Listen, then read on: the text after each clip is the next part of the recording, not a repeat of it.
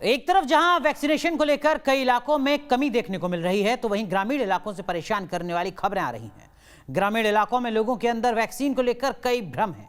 ताजा मामला उज्जैन का है, जहां उन्हेल के पास मालीखेड़ी गांव में लोगों ने टीकाकरण के लिए पहुंची हेल्थ डिपार्टमेंट की टीम पर ही हमला किया। खबरों के मुताबिक मालीखेड़ी गांव में जब लोगों ने टीका लगवाने से मना कर दिया तो उन्हें समझाने के लिए स्थानीय तहसीलदार अनुजैन पहुंची, लेकिन तभी 50 के करीब लोगों ने वहां हमला कर दिया और वहां मौजूद स्टाफ ने किसी तरह वहां से भागकर अपनी जान बचाई। हमारे यहाँ एक वैक्सीनेशन टीम थी, मोबाइल वैक्सीनेशन टीम आज मालीखेड़ी गांव आई थी। यहाँ पर कुछ शुरुआती रूप में 2 बार हमारे द्वारा यहाँ कैंप लगाया गया, तो लोग यहाँ पे वैक्सीनेशन कराने नहीं आ रहे थे। आज तहसीलदार अनुजैन मैडम को ही भेजा यहाँ पे, आज पुलिस थाने की लोग भी आए, सब लोगों को प्रेरित करने के लिए कि भाई अपने को वैक्सीनेशन जो है यही हमारे लिए उपाय है। लेकिन लोग मानने को तैयार नहीं थे और किस प्रकार से जो भ्रांति सोशल मीडिया वगैरह के माध्यम से फैल रही है, लोग एकदम से आक्रामक हो गए और स्वास्थ्य विभाग की टीम की ओर एकदम जाने लगे।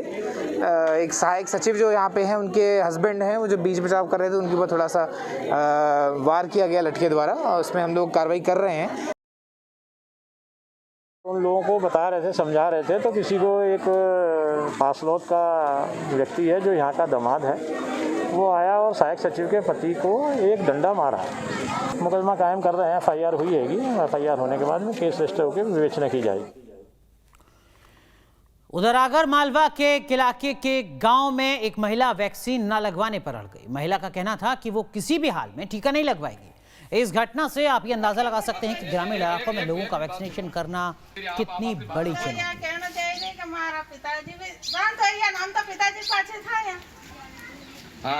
हम तो टीका लगा, देखो टीको लगवा से मतलब सुनो, हर एक बीमारी के ऊपर पूर्णतः काबू पाओगा और मतलब मध्य प्रदेश के ग्रामीण इलाकों में वैक्सीन को लेकर गांव वालों में दहशत का माहौल है। हालांकि युवा वर्ग वैक्सीन लगवाने पर जोर दे रहे हैं, लेकिन अफवाहों की वजह से कई लोग अब भी वैक्सीन लेने से डर रहे हैं। मध्य प्रदेश के बालाघाट की ये तस्वीरें आपके सामने हैं। इस वक्त हमारे साथ बटरंगा सरपंच पति राजेंद्र कुमार उइके जी है। आखिर उनसे जानते हैं कि उनके क्षेत्र की जनता क्यों वैक्सीन नहीं लगवाना चाहती और क्या कारण है, ऐसी क्या अफवाह फैली है जिनकी वजह से ये वैक्सीन नहीं लगवाना चाहते। सरपंच जी, क्या कारण मानते हैं जो वैक्सीन नहीं लगवा रहे? हमने चर्चा करे, उसमें भी देखा कि वो एक अफवाह है कि हम मर जाते हैं या बीमार पड़ जाते हैं, तो क्या कारण ऐसा और आ गया ऐसा? हाँ, ये एक अफवाह है कहना चाहिए, क्योंकि टीका लगा है। टीका लगने के बाद अब अपने यहाँ तो कोई ख़त्म नहीं हुआ टीका से।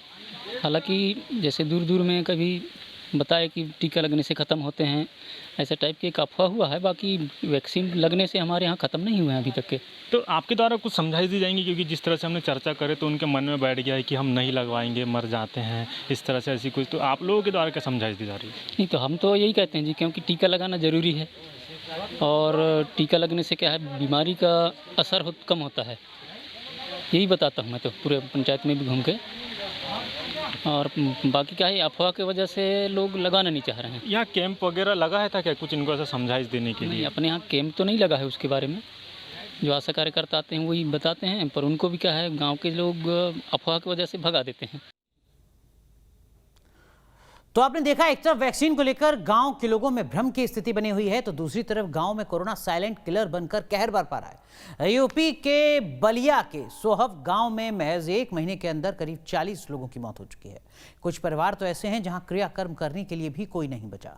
गांव में लोगों में कोरोना को लेकर दहशत है। 70% लोग खांसी जुकाम से पीड़ित हैं, लेकिन PHC की डॉक्टर और आशा वर्कर नदारद है। हालात ये हैं कि झोपड़ी को ही आइसोलेशन वार्ड बनाया गया है। हालात इतने खराब होने के बावजूद ना तो गांव में जांच टीम पहुंची है और ना ही सैनिटाइजेशन तक हुआ है। तस्वीरें यूपी के बलिया की। कुल मौतें कितनी हो गई? लगभग 38-40 के आसपास। एक ही सिम्टम पर सारी मौतें हुई हैं? जी, सब सिम्टम से थे। क्या क्या हुआ था पहले? क्या हुआ? सर्दी, खांसी, बुखार, उसके बाद फिर सर्दी, खांसी, जुकाम होने के साथ साथ क्या आपके गांव में स्वास्थ्य विभाग की टीम आई थी? नहीं आई। सैंपलिंग के लिए नहीं आई। कई राज्यों में कोरोना का केस भले ही कम हो, लेकिन ग्रामीण इलाकों में अब भी कोरोना की दहशत है। यूपी के सुल्तानपुर की बात करते हैं, जहां एक गांव में पिछले कुछ दिनों के अंदर 50 से ज्यादा लोगों की मौत ने पूरे गांव में दहशत फैलाई। 10,000 की आबादी वाले इस गांव में मरने वाले ज्यादातर लोगों में कोरोना के लक्षण भी थे। ग्रामीणों के मुताबिक सर्दी, खांसी, बुखार और सांस लेने की दिक्कत के चलते ही लोगों की मौत हुई है। कुछ ग्रामीणों की शिकायत पर एसडीएम ने कोरोना जांच के लिए टीम भेजी। कुछ लोगों ने जांच करवाई, लेकिन रमजान के चलते ज्यादातर लोगों ने जांच से दूरी बना ली और अब कोरोना यहां कहर बनकर टूट रहा है। हमारे यहाँ भी 38 से 40 प्लस लोगों की यहाँ पे मौतें हो चुकी है, जो कि नॉर्मल सभी सबको सर्दी, खांसी, बुखार, जुकाम इनकी वजह इनकी लगभग इनकी डेथ हो चुकी है और भी काफ़ी लोग यहाँ पे संक्रमित भी हैं। अच्छा, ये जो मौत हुई है कब से लेकर कब तक के बीच हुई है? ये इलेक्शन के बाद 19 तारीख को हमारे यहाँ इलेक्शन था। 19 तारीख से लेकर 19, 20, 21 के बीच में मतलब जो हमारे यहाँ पे मौतें हुई है काफ़ी ज़्यादा हुई हैं।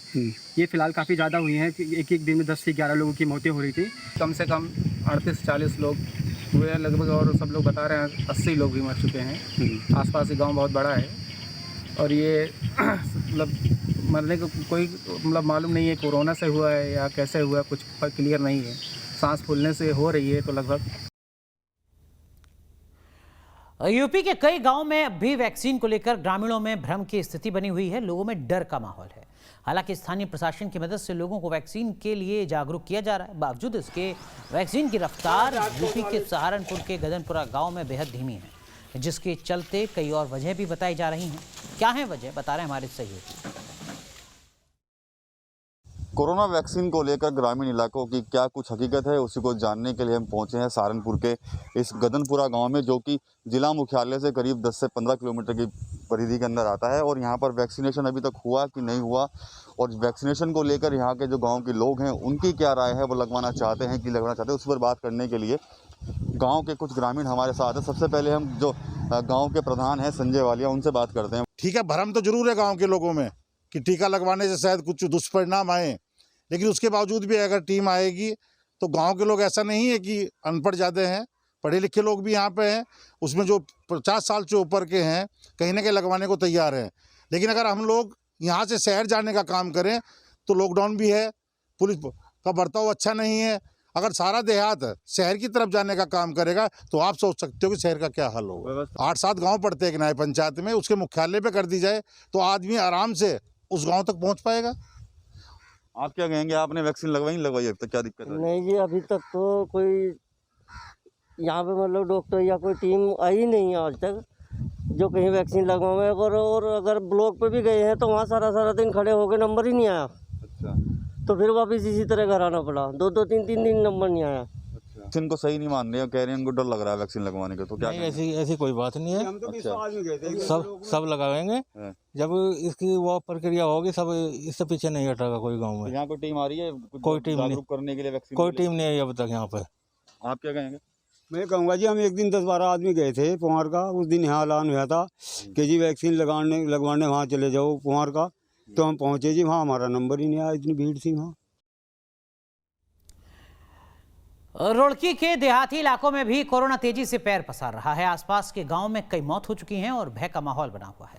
प्रशासन लोगों को कोरोना के खिलाफ जागरूक कर रहा है, लेकिन गांव वालों का आरोप है कि महामारी से लड़ने के लिए यहां लापरवाही बरती जा रही है।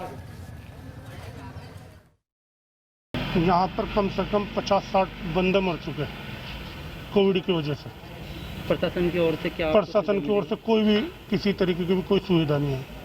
न कोई प्रशासन हमारे आया, न किसी तरीके की कोई जांच वाला आए, कुछ नहीं आया। ना सैनिटाइजिंग कराया गया, यहाँ पर कुछ नहीं कराया गया। हमारे यहाँ की जो स्थिति है आज कोविड की जो स्थिति बड़ी भयानक है।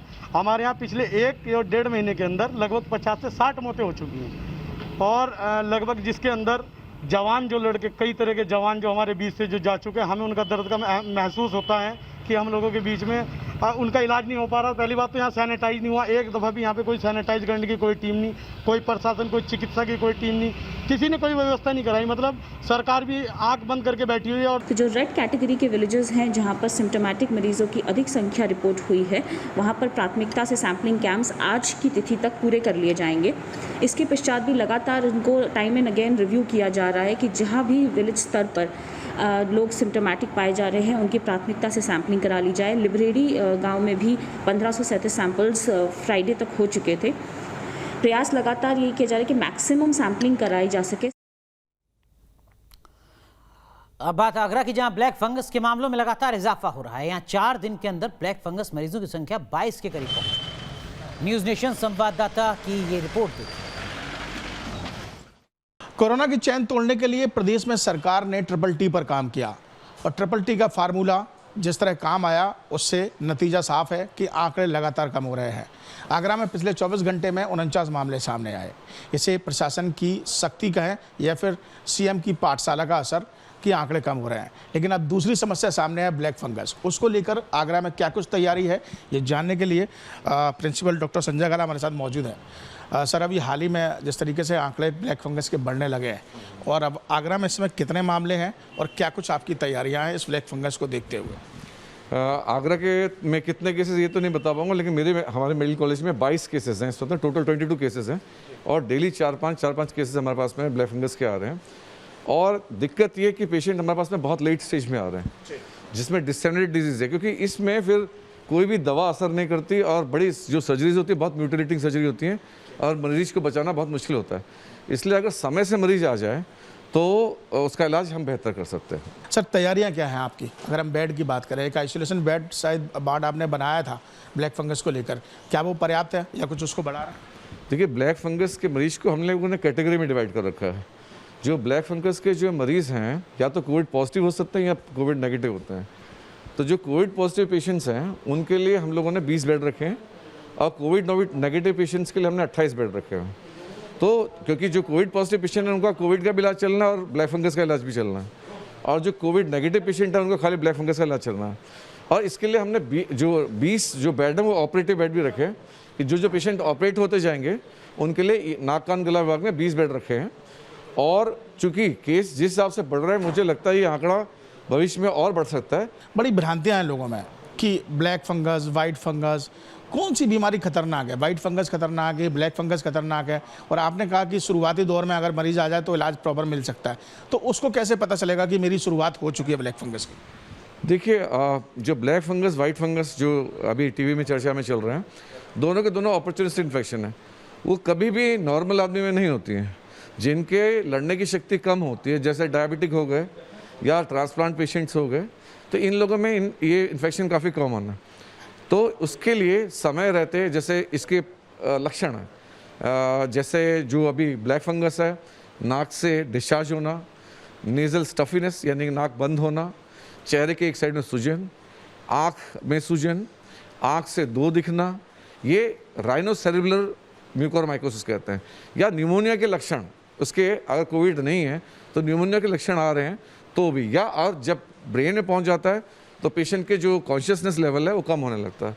तो ये सारे लक्षण हैं, अगर किसी को हट के समझ में आ रहे हैं तुरंत डॉक्टर से उससे संपर्क करना। वाइट फंगस कोई खतरनाक तो नहीं है? नहीं, वाइट फंगस खतरनाक है इम्यूनोकोम्प्रोमाइज्ड लोगों में, लेकिन वाइट फंगस को मैं म्यूकोर से इसलिए कम खतरनाक करूंगा क्योंकि अमूमन वाइट फंगस में ऑपरेशन की आवश्यकता नहीं पड़ती, पहली बात। दूसरी बात है, वाइट फंगस के लिए मार्केट में पर्याप्त दवाइयाँ उपलब्ध हैं, लेकिन म्यूकोर के लिए जो दवाइयाँ हैं वो इस वक्त में बड़ा शॉर्टेज है मार्केट। और अगर आपको लगता है कि आपको कोई बीमारी है, चाहे कोरोना की बात करें या फिर ब्लैक फंगस की बात करें या वाइट फंगस की बात करें, तो आप अस्पताल से संपर्क कर सकते हैं, प्रशासन से संपर्क कर सकते हैं। वीडियो जर्नलिस्ट मनोज के साथ आगरा से विनीत दुबे, न्यूज नेशन।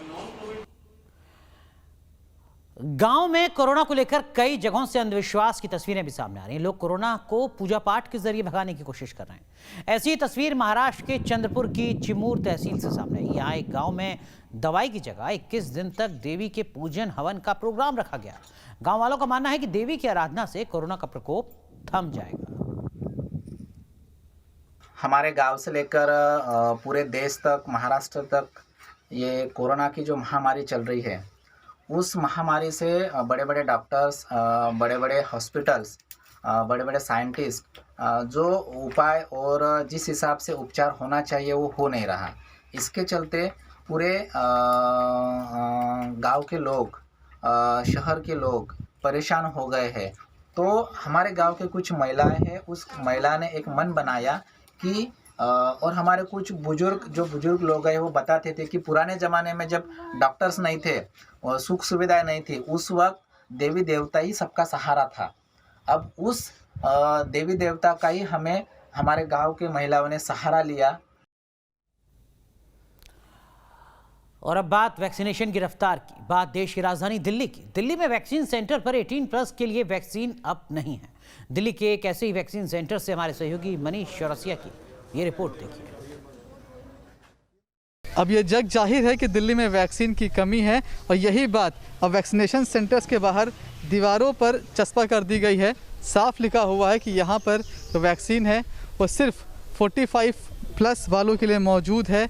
18 साल से कम उम्र के जो लोग हैं उनके लिए वैक्सीनेशन बंद कर दिया गया है। दिल्ली सरकार ने पहले ही कहा था कि उन्हें केंद्र सरकार से पर्याप्त मात्रा में वैक्सीन नहीं मिल रही है, जिसके चलते वो 18 प्लस के जो लोग हैं उनका वैक्सीनेशन बंद कर रहे हैं। इस वक्त हम मौजूद हैं मयूर विहार के एक वैक्सीनेशन सेंटर में। यहाँ पर भीड़ तो देखिए आप लगी बनी हुई है। वही लोग हैं जिन्हें कोविन ऐप से रजिस्ट्रेशन के बाद यहाँ पर स्लॉट मिला है वही यहाँ पहुँचे हैं, लेकिन उसके बावजूद तमाम ऐसे लोग जो कि 18 प्लस के थे वो अब आपको दिल्ली के वैक्सीनेशन सेंटर्स पर दिखाई नहीं पड़ेंगे। एक और बात जो लगातार हम कह रहे हैं कि दिल्ली में कोवैक्सीन लगभग ख़त्म सी हो चुकी है, सिर्फ कोविशील्ड ही है जो बची है। उसका भी यहाँ पर अधिक से चस्पा किया हुआ है कि ओनली कोविशील्ड वैक्सीन, मतलब यहाँ पर कोवैक्सीन अवेलेबल नहीं है, सिर्फ कोविशील्ड ही बची हुई है। अंकल आपका आज दिन है वैक्सीनेशन का? स्लॉट मतलब क्या? ऑनलाइन रजिस्टर ऑनलाइन लिया, आराम से मिल गया था, कोई दिक्कत तो नहीं हुई। बहुत सारे लोग यहाँ मौजूद हैं और सबका यही एक जो बात है कि जो 44 साल से ऊपर के लोग हैं उनमें थोड़ी संतुष्टि जरूर दिखाई पड़ रही है। आपको वैक्सीनेशन का स्लॉट आराम से मिल गया था? हाँ जी, हाँ आराम से मिल गया। किस तरह से किया था? टोकन से। घर में आपके बच्चे होंगे, उनका वैक्सीनेशन हो गया? उनका नहीं हुआ अभी। उनका नहीं हुआ, करवाना है? भाई हो जाएगा बाद में अभी। घर में बच्चों के लिए वैक्सीनेशन करवाना है? हाँ करवाना है। तो मिल रहा है उन्हें? अब जा रहे हैं लगवाने के लिए।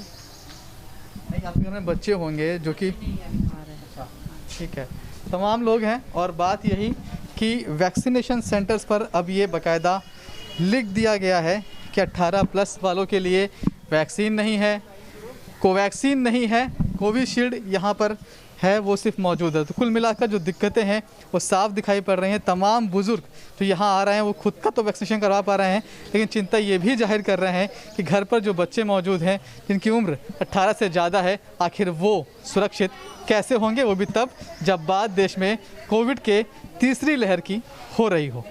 प्रोड्यूसर पवन तिवारी के साथ मनीष चौरसिया, न्यूज़ नेशन, दिल्ली। तो देश की राजधानी दिल्ली की तस्वीर तो आपने देख ली। आर्थिक राजधानी मुंबई की अगर बात की जाए तो वहां भी आज वैक्सीन का शॉर्टेज लोगों के लिए परेशानी बना हुआ है। मुंबई के जंबो वैक्सीनेशन सेंटर पर वैक्सीन लेने आ रहे लोग शिकायत कर रहे हैं कि उन्हें सही जानकारी नहीं दी जा रही है। देखिए न्यूज़ नेशन संवाददाता पंकज मिश्रा की ये रिपोर्ट। मुंबई में वैक्सीन का शॉर्टेज ये लोगों के लिए हर रोज की मुसीबत बन गई है। वैक्सीन के इस शॉर्टेज की वजह से सरकार ने कई सारे ऐसे नियम बनाए हैं जिसकी वजह से लोग कंफ्यूज हो रहे हैं, लोग परेशान हो रहे हैं। फिलहाल की बात करें तो 18 से लेकर 44 के बीच वाले उम्र के लोगों को वैक्सीन नहीं देने का फैसला महाराष्ट्र सरकार ने लिया है, क्योंकि वैक्सीन का शॉर्टेज है और फिलहाल वैक्सीन सिर्फ 60 के ऊपर वालों को दिया जा रहा है। इस वक्त हम मुंबई के बीकेसी जंबो वैक्सीनेशन सेंटर के बाहर हैं। महाराष्ट्र का ये सबसे बड़ा वैक्सीनेशन सेंटर है, लेकिन मौजूदा परिस्थिति में यहाँ पर लिमिटेड डोज अवेलेबल होने की वजह से लोगों को हर रोज़ परेशानी हो रही है। फिलहाल की बात करें तो कोविशील्ड का लिमिटेड स्टॉक होने की वजह से 20% लोगों को फर्स्ट डोज देने का फैसला लिया गया है। 80% उन लोगों को वैक्सीन दिया जा रहा है जिनका सेकेंड डोज कोविशील्ड का बाकी है। इसके अलावा फ्रंटलाइन हेल्थ वर्कर्स और जो कोमोर्बिडिटी वाले 45 के ऊपर वाले लोग हैं उन्हें सेकेंड डोज देने का फैसला लिया है। इस बीच कन्फ्यूज़न ये है कि जो लगातार जो नए नियम बनाए जा रहे हैं इसकी वजह से लोग यहाँ पर आते हैं और फिर वो मायूस होकर, परेशान होकर यहाँ से लौटते हैं। हमारे साथ कुछ लोग हैं, उनसे बात करते हैं। सर, आप यहाँ पर वैक्सीन लेने आए थे, क्या बोला आपको? सर मेरा 13 तारीख का ड्यू था, तो 13 को बोले कि मंडे को आइए, फिर आए तो बोले 18 तारीख को, तो बोले कि ऐसा अभी इधर नहीं है, फिर आज आए बोलते अभी 84 दिन के बाद जो सेकेंड डोज किसी को 65 के ऊपर वालों को 84 दिन के बाद दिया जाएगा। एक विकलांग भी यहाँ से वापस गए, बोलते 84 दिन पूरा हो, 84 डेज तो आइए इधर। तो कम से कम एक बार हमको सर बता दें ये कि तुम 84 डेज बाद आओ या 6 महीने बाद आओ तो ठीक है। रोज़ हम ऑटो रिक्शा से आएंगे। कहाँ से आना पड़ रहा है सर आपको? कुर्ला ईस्ट से। दूसरा डोज के लिए 2 टाइम आया, बोले तो शनिवार शुक्रवार को आया, बोले मंडे को आ जाओ, मंडे को 3 दिन चलेगा, बोला सोमवार बुधवार और शुक्रवार 3 दिन सीनियर सिटीजन को चलेगा। तो आप भी बोलते हैं इधर कोई नहीं आया, नहीं मानते, उधर से मटेरियल कह रहे हैं कि अभी तक स्टॉक नहीं आया। स्टॉक नहीं आया अभी तक, तो क्या करने का भी। और हमको मोबाइल पर करना आता नहीं, हमारे पास सादा मोबाइल है, कुछ आता नहीं हमको लिखना पढ़ना, तो कितना चक्कर मारने का। आप साथ में दो नाम, आप साथ में हैं। तो देखिए लोगों की क्या क्या परेशानी है। लोगों को मोबाइल एप्लीकेशन इस्तेमाल करने नहीं आ रहा है, वो एक बड़ी दिक्कत है। सही गाइडेंस नहीं दिया जा रहा है। कभी कहा जा रहा है कि 2 दिन बाद आइए, और फिर जब यहाँ पर लोग आ रहे हैं तो उन्हें कहा जा रहा है कि 84 दिन पूरा हो जाने के बाद आइए। तो इस तरह से लोग जो वैक्सीनेशन सेंटर पर आ रहे हैं उन्हें हर रोज़ इसी तरह की दिक्कतों का सामना करना पड़ रहा है। कोविशील्ड का स्टॉक भी लिमिटेड है और कोवैक्सीन का जो स्टॉक है वो उससे भी ज़्यादा लिमिटेड है। ऐसे में कोवैक्सीन सिर्फ 60 से ऊपर वाले उन लोगों को दिया जा रहा है जिनका सेकेंड डोज बाकी है।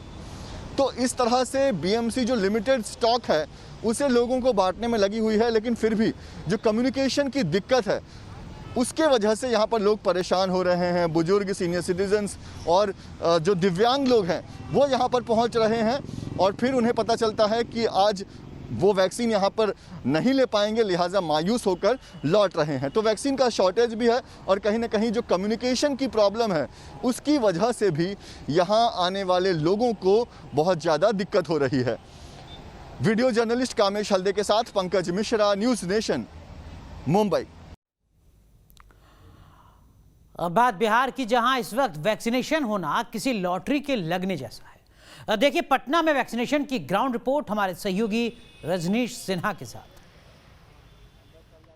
आई गॉट वैक्सीनेटेड का ये सेल्फी स्टैंड आपको हर वैक्सीनेशन सेंटर पर दिखेगा ज़रूर, लेकिन इसमें तस्वीर खिंचाने वाले बहुत खुशकिस्मत होंगे आज की तारीख में, क्योंकि वैक्सीन के कम आ रही खेप अब लोगों के लिए परेशानी का सबब। जी हाँ, एक लंबा इंतज़ार और उसके बाद आपका होता है स्लॉट बुक, और पटना में ऐसी ही व्यवस्था की गई है। 3 दिन पहले वैक्सीन नहीं उपलब्ध था, किसी भी सेंटर पर वैक्सीनेशन नहीं हो पाया, और अब 1 दिन पहले रात में, आप हर दिन ट्राई करते हैं, 1 दिन पहले रात में अगर आपको स्लॉट मिलता है तभी आपको वैक्सीनेशन हो पाएगा। और हर सेंटर के लिए 500, 600, 700 इस तरीके से स्लॉट बुक किए गए। कितने दिन से ट्राई कर रहे थे सर आप? 3 दिन से कर रहे थे, रात में हुआ 7 बजे। परेशानी हो रही है स्लॉट जी? स्लॉट बुक में परेशानी हो रही है, टाइम लग रहा है? हाँ, टाइम लगता है। आप कितने दिन से वेट कर रहे थे? कल ही हो गया, 3-4 दिन। एक ऐप है अंडर 45, उस ऐप पे आप कर लीजिए, उसके बाद से उस पर आप मैसेज आता है तो उससे आपको पता चल जाएगा कि अब स्लॉट आने लगे हैं, तो आप कोविन साइट खोल लीजिए और उस पर बुक कर लीजिए। ऐसे करके बुक करना होगा। क्या परेशानी हुई आपको स्लॉट बुक करने में? कैसे बुक किया आप लोगों ने? हम 10 दिन से ट्राई कर रहे थे। जब भी खोलते थे हम ग्रीन नहीं दिखाता, डायरेक्ट बुक दिखा देता था। कल कैसे अचानक हो गया। अच्छा, लॉटरी बाई चांस। हाँ, फ्लैश सेल की तरह है। अच्छा, वो फ्लैश अगर हो गया तो हो गया, नहीं तो फिर आप मिस कर गए तो फिर 4-5 दिन ट्राई कीजिए। वैसे ही मेरे साथ भी था, 5 दिन से लगा हुआ था ऑलमोस्ट। तो कल रात को लगभग 7:30 से बैठा हुआ था, ऑलमोस्ट 1 घंटा 15 मिनट लगा, उसके बाद जाकर अचानक से आया। उस बाद लगभग आधा सेकंड लगा, वो फुल हो गया। अब मैं लकी था उसमें कि मैं उसमें भी शामिल हो गया। थोड़ी देर के 2-4 सेकंड में अगर आपका मिलना है तो मिलेगा। हाँ, सही बात है। हाँ, हम बेटे को दिलाने के लिए आए हैं। तो देखिए यहाँ जो तस्वीर भी आपको हम दिखाते हैं वैक्सीनेशन सेंटर पे, उसी तरीके से स्लॉट बुक होता है और उसके अनुसार आप आइए। और जो स्लॉट्स हैं वो थोड़ी देर के लिए अवेलेबल होते हैं, क्योंकि हर सेंटर पर 500-600 लोगों से ज़्यादा का वैक्सीनेशन होता नहीं है। तो ऐसे में जितने स्लॉट्स अवेलेबल होंगे उसी अनुसार वैक्सीनेशन होगा। पटना के जिस हम सेंटर स्कूल वैक्सीनेशन सेंटर पे कितना वैक्सीनेशन है सर? आज 800 स्लॉट है सर। कल कितना था? कल 700 था सर। हर दिन का स्लॉट्स आ जाता है, जितनी कोविशील्ड होगी उतनी उस अनुसार आप। हाँ सर। तो देखिए ये जो काउंटर रजिस्ट्रेशन का और यहाँ पर लंबा क्यू जो आपको दिख रहा है, तो दरअसल लोग उसी तरीके से खुद का स्लॉट बुक करते हैं और उसके बाद आते हैं। तस्वीर वैक्सीनेशन सेंटर की। परेशानी ये कि थोड़ा वक्त लग रहा है, जो पूरी व्यवस्था इस तरीके की बनाई गई है। और अब बात गुजरात की, जहां आज से वैक्सीनेशन की प्रक्रिया में गति लाने के लिए 18 से 44 साल वाले युवकों को रोजाना 1 लाख डोज देने का फैसला किया गया है। देखिए न्यूज़ नेशन संवाददाता पूरव पटेल की ये रिपोर्ट। कोरोना से बचने के लिए गुजरात सरकार ने एक फैसला लिया है और वैक्सीनेशन की जो प्रक्रिया है वो तेज़ बनाने के लिए आज से 1 हफ्ते तक पूरे गुजरात में, ख़ास तौर पर जो 10 ज़िले हैं वहाँ पर 18 से 44 के बीच के लोगों के लिए हर रोज़ उनको 1 लाख टीका लगेगा। इस वक्त हम अहमदाबाद के ऐसे ही एक वैक्सीनेशन सेंटर पर मौजूद है, जहां पर नौजवान जो है वो बढ़ चढ़कर वैक्सीन लेने के लिए आ रहे हैं। और सरकार ने ये फैसला इसलिए लिया है क्योंकि स्लॉट कम थे, लेकिन अब अगले 1 हफ्ते तक जो 18 से 44 के बीच के जो लोग हैं उन्हें जल्द जो है वो स्लॉट मिल जाएगा और 1 लाख से ज़्यादा लोगों को हर रोज़ 1 हफ्ते तक ये टीका लगाने की जो प्रक्रिया है वो यहाँ पर शुरू होगी। आप देख सकते हैं कि लोग काफ़ी उत्साह के साथ यहाँ पर पहुँच रहे हैं और ये वैक्सीनेशन सेंटर है और इसके ठीक बगल में वेटिंग सेंटर है, जहाँ पर लोग वैक्सीन लेकर अभी फ़िलहाल बैठे हुए हैं और काफ़ी कारगर साबित होगा, क्योंकि अब ये साबित हो चुका है कि कोरोना से बचना है तो वैक्सीन लेनी है। कुछ लोग हमारे साथ हैं। आप बताइए, कितनी मुश्किल के बाद आपको स्लॉट मिला और आज आपने टीका भी लगवाया? बहुत समय के बाद, क्योंकि वहाँ हम जहाँ रहते हैं वहाँ तो होता भी नहीं है। 1 महीने से कर रहे थे ट्राई, लेकिन नहीं हो रहा था। लेकिन अब वैक्सीन लेनी चाहिए, अच्छी बात है। अच्छी बात है, लेनी चाहिए। आप बताइए, आपको कितने वक्त समय में टीका लगा? और 15 दिन की कोशिश के बाद में हमको ये मिल गया है और टीका तो लगवाना ही चाहिए, इससे हम सेफ़ है, हमारी फैमिली भी सिक्योर है। बिल्कुल, देखिए अब लोग काफ़ी उत्साह में, लोग काफ़ी जागरूक है और लोगों का साफ कहना है कि टीका ही लगवाना चाहिए और कोरोना से बचने का अब एक ही उपाय है, वैक्सीन। अहमदाबाद से हेतल खत्री के साथ पूराव पटेल, न्यूज़ नेशन।